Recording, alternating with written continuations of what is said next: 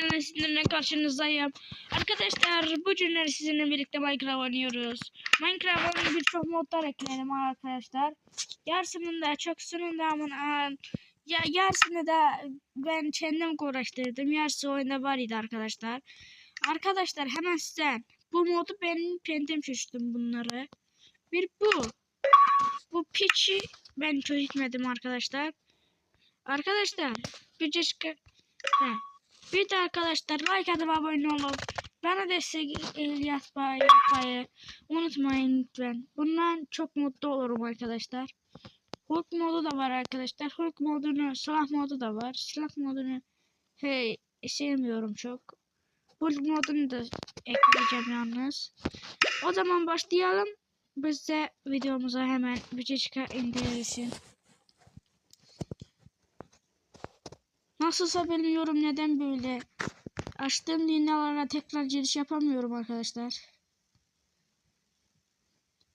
Bizde de ki ben niye Azerbaycanca danışırım? Ben niye Türkçe danışırım? Ben Azerbaycan yemeği alıp başım gitti. O boyut teşkil yola izlemişim çocuklar.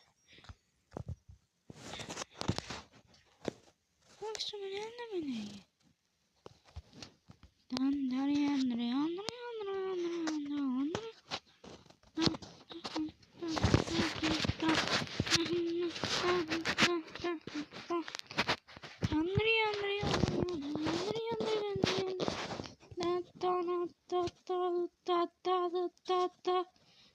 Aşağıda dayanın beceriye.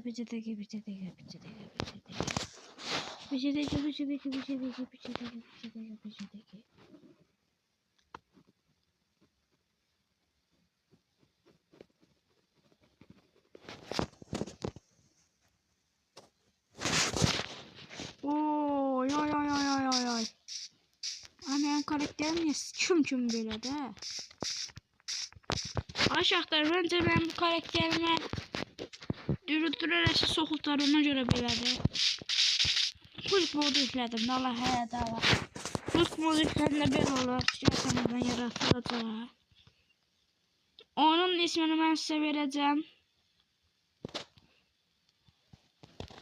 Hayatta kal.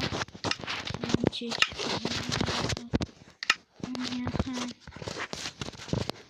En birinci gel. Üçüncü sen gel. Üçüncü benim. İnanmıyorsunuz bakın.